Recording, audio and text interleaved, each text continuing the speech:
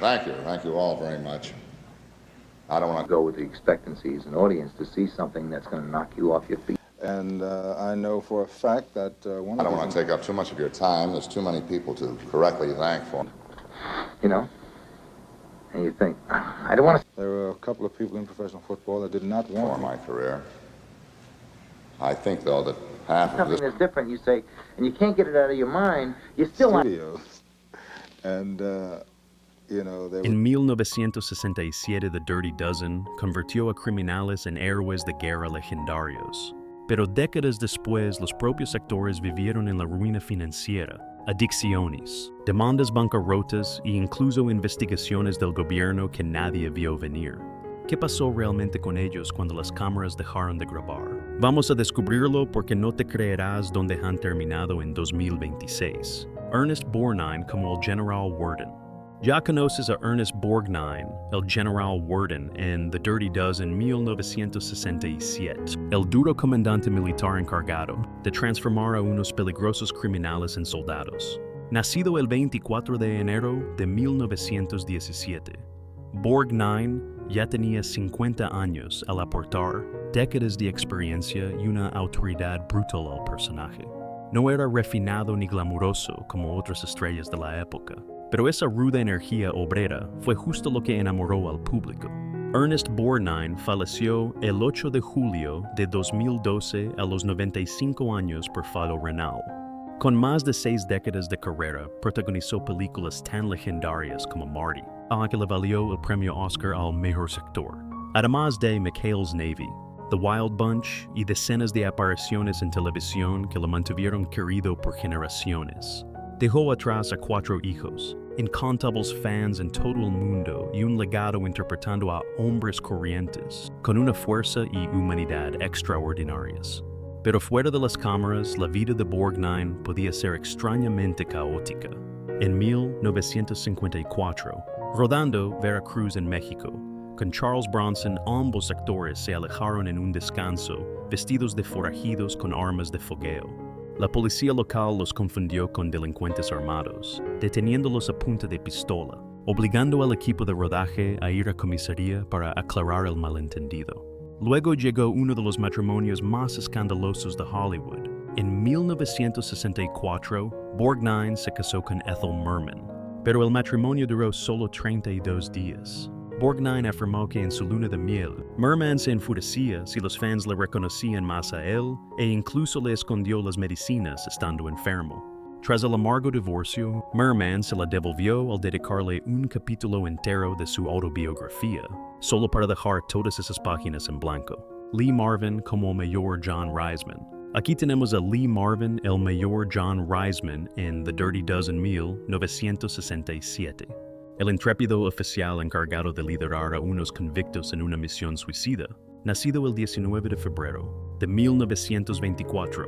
Marvin tenía 43 años en el papel y sufría. Presencia curtida en 1000 batallas le hacía parecer un militar real más que un actor, de los que ya habían visto demasiada guerra.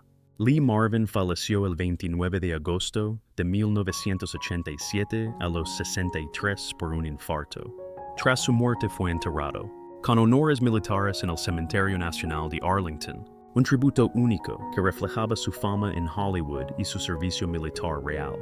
Con décadas de películas como Cat Ballou, Los Profesionales y Point Blank Marvin, fue el tipo duro del cine, dejando una huella de puro carácter, realismo y una intensidad casi imposible de imitar. Lo que diferenciaba a Lee Marvin de otros actores de acción era su trauma real.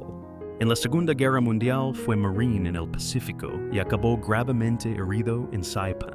Balas de ametralladora japonesa le alcanzaron abajo destrozando su nervio ciático. Aquella herida casi lo deja inválido. Le valió el corazón púrpura y su baja del ejército. Años después confesó que rozar la muerte inspiró el crudo realismo de sus actuaciones. Entonces llegó otro golpe fuera de cámara. Tras romper con su pareja de siempre Michelle Triola, Marvin afrontó la primera gran demanda de pensión de expareja en Hollywood. Ella exigió la mitad de su fortuna de $1.800.000 sin estar casados. El juicio duró años y convirtió al actor en el rostro involuntario de un precedente legal aún vigente. Donald Sutherland como Vernon Pinkley. Toca hablar de Donald Sutherland, que encarnó a Vernon Pinkley en Doce del Patíbulo. Estrenada en 1967, aquel militar raro y desquiciado, que aportó energía nerviosa y humor negro a la cinta. Nacido el 17 de julio de 1935, tenía 32 años al dar el salto a Hollywood. Su alta estatura y voz inquietante, y un carisma peculiar no parecía la típica estrella de cine, y eso fue justo lo que le hizo inolvidable. Donald Sutherland falleció el 20 de junio de 2024 a los 88 años tras una larga enfermedad. En una carrera de 6 décadas y casi 200 títulos, destacó en clásicos como MASH, Gente Corriente o Clute, JFK, y la saga Los Juegos del Hambre, donde los jóvenes le descubrieron como el presidente Snow. Dejó atrás 5 hijos, incluyendo al actor Kiefer Sutherland, y la fama de ser uno de los mejores actores secundarios del cine. Pero tras esa gran carrera, hubo también duros arrepentimientos y polémicas. Durante Animal House, en 1978, Sutherland rechazó el 2% de los beneficios porque creía que la película iba a fracasar, aceptando solo $35,000 fijos. La comedia fue un exitazo tremendo, y ese porcentaje rechazado acabó valorándose en decenas de millones de dólares. Por aquellos años, su activismo pacifista con Jane Fonda durante Vietnam despertó las sospechas del gobierno de Estados Unidos. Informes posteriores revelaron que el FBI y la NSA vigilaron sus llamadas y movimientos durante años, tratando al actor de Hollywood como una amenaza a la seguridad por sus ideas políticas. Aún así, pese a errores financieros y vigilancia, y tras décadas de presión, Donald Sutherland se convirtió en uno de los actores más respetados de su generación.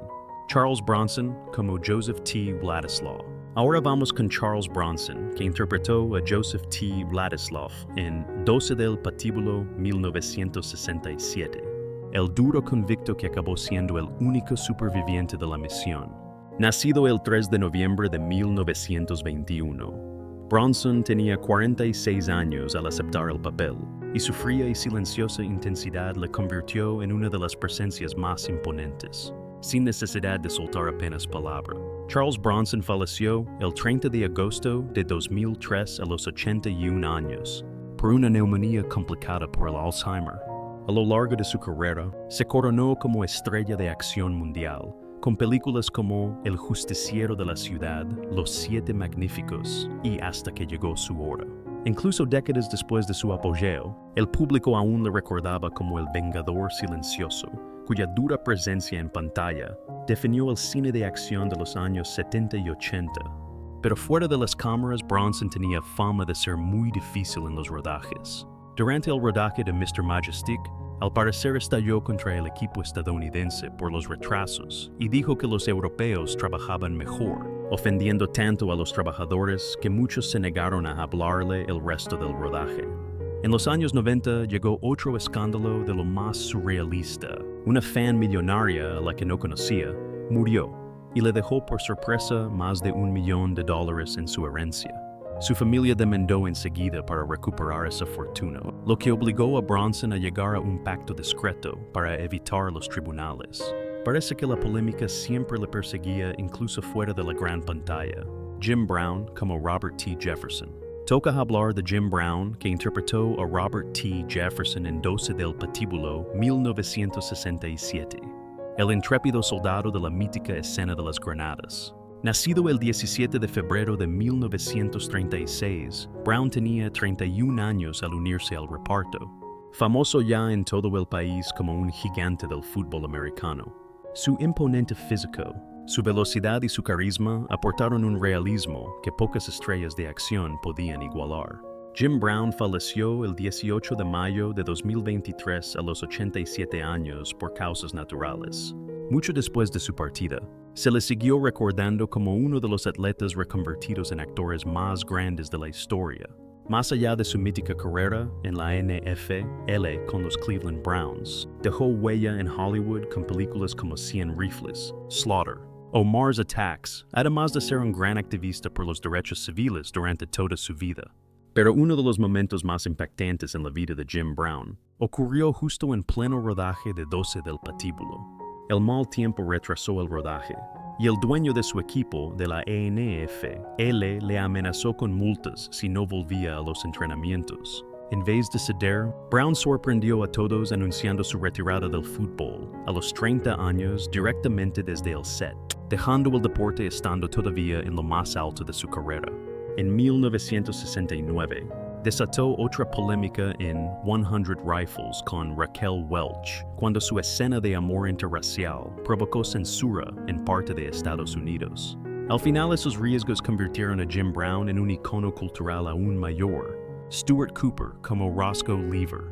Hablemos ahora de Stuart Cooper, el actor que encarnó al soldado Roscoe Lever en The Dirty Dozen 1967, un joven miembro de aquella peligrosa unidad. Nacido el 18 de noviembre del 42, Cooper tenía 25 años al rodar. Y aunque su papel no era de los más importantes, aquella experiencia cambió para siempre el rumbo de su carrera.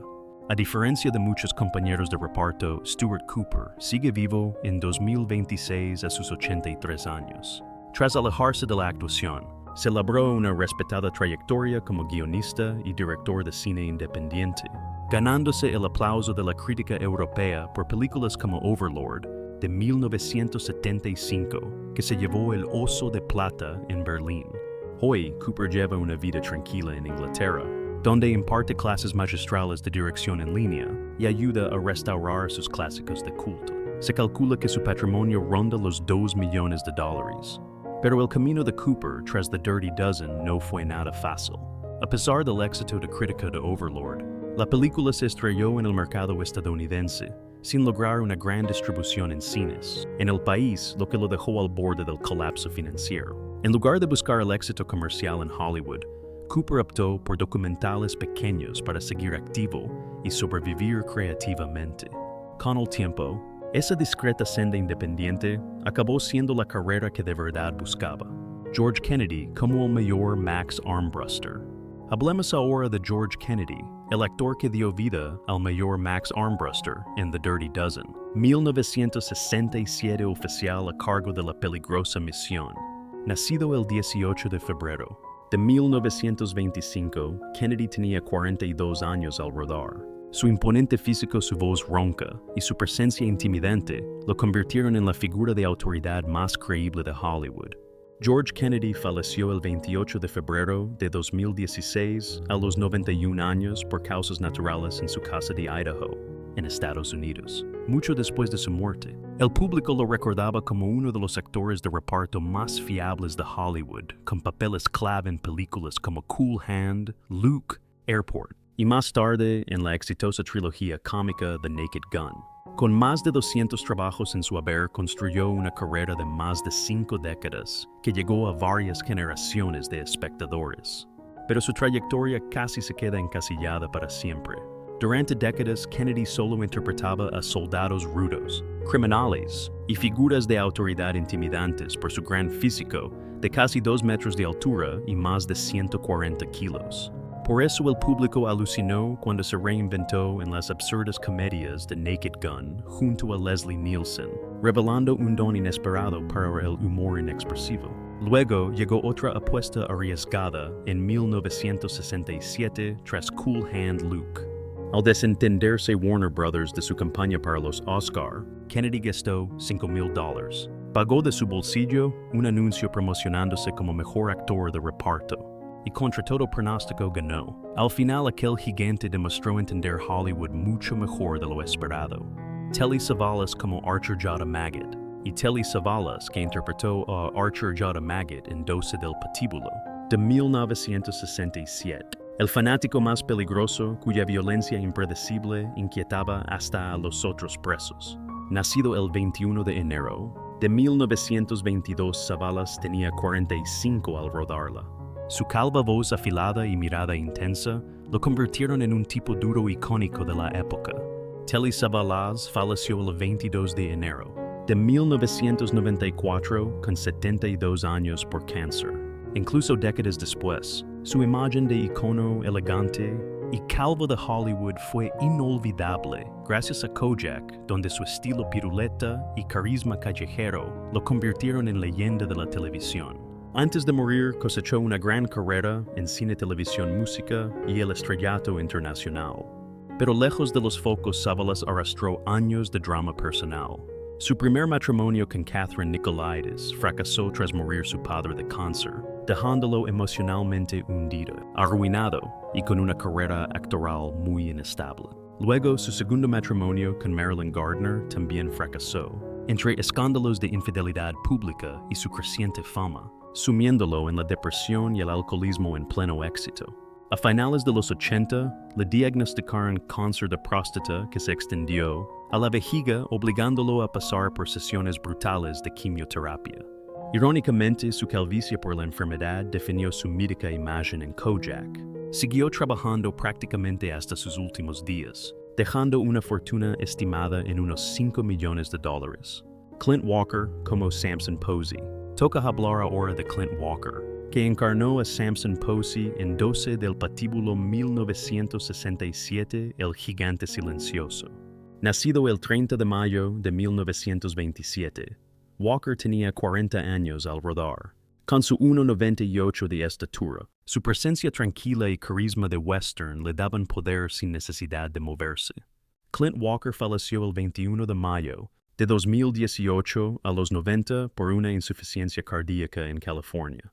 Famoso sobre todo por protagonizar la mítica serie de western Cheyenne, Walker fue uno de los primeros vaqueros estrella de la televisión, admirado por su voz profunda, aspecto rudo y presencia escénica arrolladora.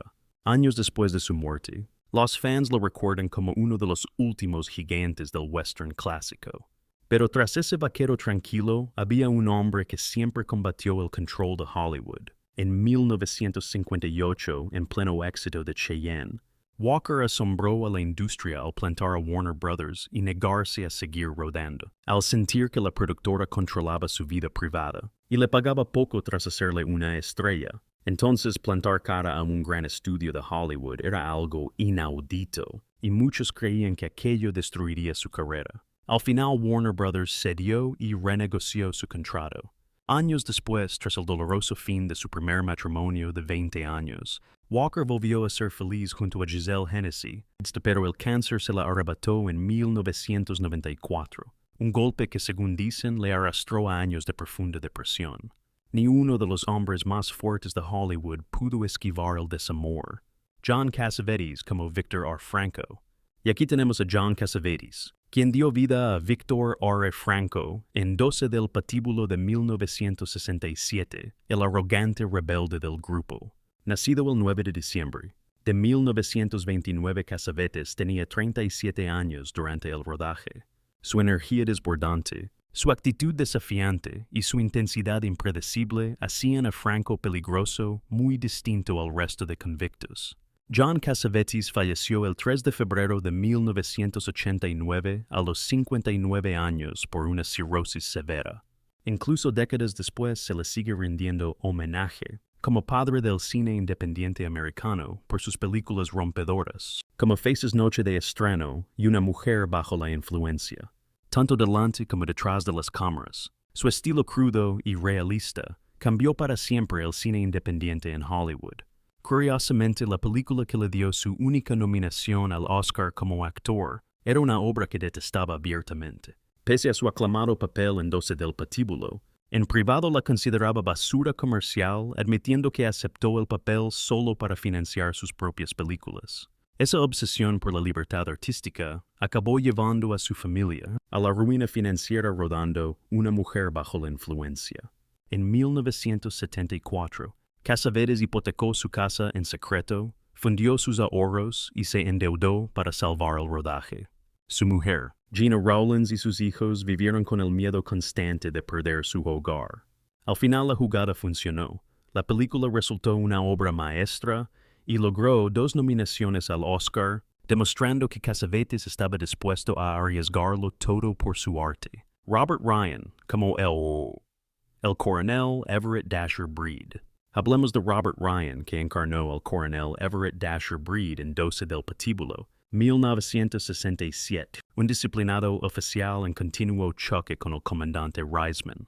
Nacido el 11 de noviembre de 1909, Ryan tenía ya 58 años en el rodaje. Su voz severa, su porte firme y su intensidad contenida le hacían perfecto para interpretar a militares duros. Robert Ryan falleció el 11 de julio de 1973 con 63 años por un linfoma. Con más de 3 décadas en Hollywood se ganó el respeto por sus potentes actuaciones en películas como The Setup, Bad Day at Black Rock y The Wild Bunch. Años después de su muerte, muchos críticos aún lo consideran uno de los mejores actores nominados al Oscar que nunca lo ganó. Pero lejos de la pantalla, Ryan era todo lo contrario a los personajes violentos que solía interpretar. Durante sus años en Dartmouth College, fue campeón invicto de boxeo de peso pesado durante 4 años seguidos. Aunque odiaba la violencia y admitía que le incomodaba rodar escenas de peleas brutales. En vez de gastar su fortuna de Hollywood en lujos, Ryan y su esposa Jessica invirtieron casi todos sus ahorros en fundar la progresista Oakwood School en Los Ángeles en 1951. El centro priorizaba la libertad artística, la igualdad racial y el pensamiento independiente cuando estas ideas aún eran polémicas en gran parte de Estados Unidos. Al final, uno de los tipos más duros de Hollywood dedicó en secreto su vida real a la paz y la educación. Trini López como Pedro Jiménez. Aún recordamos a Trini López interpretando a Pedro Jiménez en The Dirty Dozen en 1967. El hábil infiltrado elegido para esa peligrosa misión tras las líneas enemigas. Nacido el 15 de mayo de 1937, López tenía 30 años. Su encanto natural, confianza y carisma relajado lo hacían destacar en un reparto lleno de soldados curtidos y tipos duros. Trini López falleció el 11 de agosto de 2020 a los 83 años por COVID-19.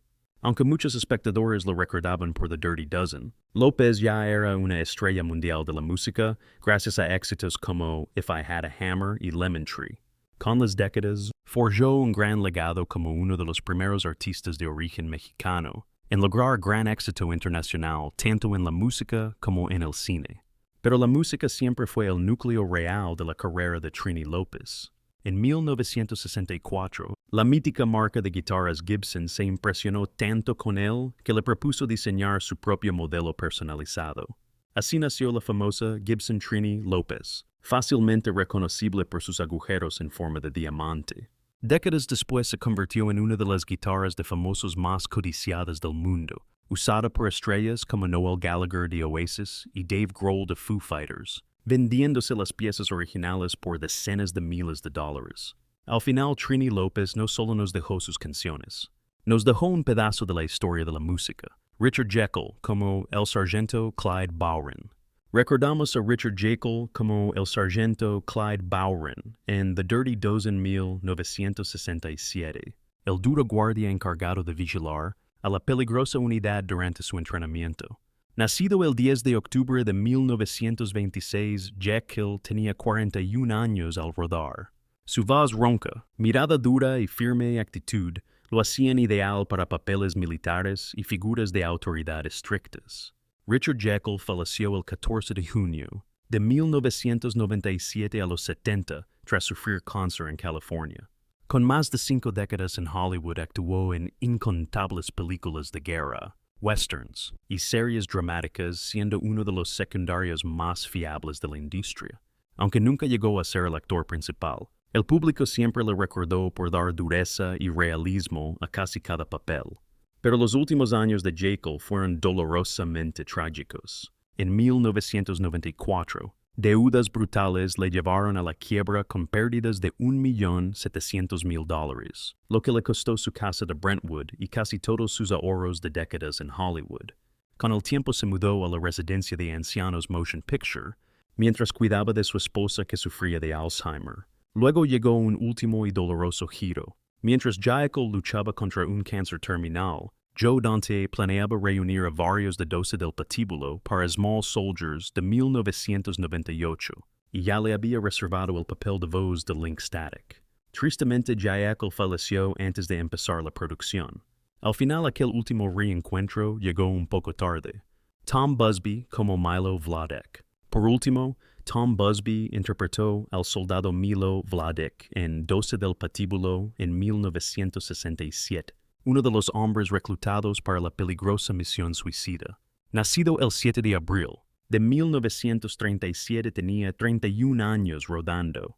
Su presencia tranquila en pantalla y su estilo natural le ayudaron a encajar en la cruda atmósfera militar de la película. Tom Busby falleció el 20 de septiembre de 2003 a los 66 años tras sufrir un infarto repentino en el Reino Unido. A diferencia de otros actores de su época, Busby se alejó poco a poco de Hollywood y pasó gran parte de su vida viviendo tranquilo en Europa. En el momento de su muerte, había acumulado un patrimonio modesto, valorado en unos $500,000, gracias a derechos de actor, clases y trabajos de artesanía. Pero lo curioso de Busby fue cómo se alejó por completo de la fama. Mientras otros buscaban el éxito, él acabó desapareciendo casi por completo del mundo del espectáculo, prefiriendo llevar una vida tranquila, dedicado a la carpintería, la enseñanza y escribir en pequeños pueblos europeos. Sus amigos recordaban que una vez admitió que prefería el olor fresco de la madera al glamour artificial de Hollywood. En sus últimos años tuvo problemas de corazón, pero siguió trabajando pese a su delicada salud. El 20 de septiembre de 2003, Busby sufrió un infarto mortal a solas en su casa de Glasgow, y para cuando sus amigos le encontraron ya era demasiado tarde. Al final, el hombre que se alejó de Hollywood también se fue del mundo en absoluto silencio. Así era el reparto de 12 del Patíbulo antes y ahora, un clásico del cine bélico lleno de estrellas inolvidables, tragedias impactantes, escándalos ocultos e increíbles historias reales más allá de la de la batalla. ¿Qué actor del reparto te sorprende más tras tantos años? Cuéntanoslo en los comentarios y no olvides dar me gusta y suscribirte.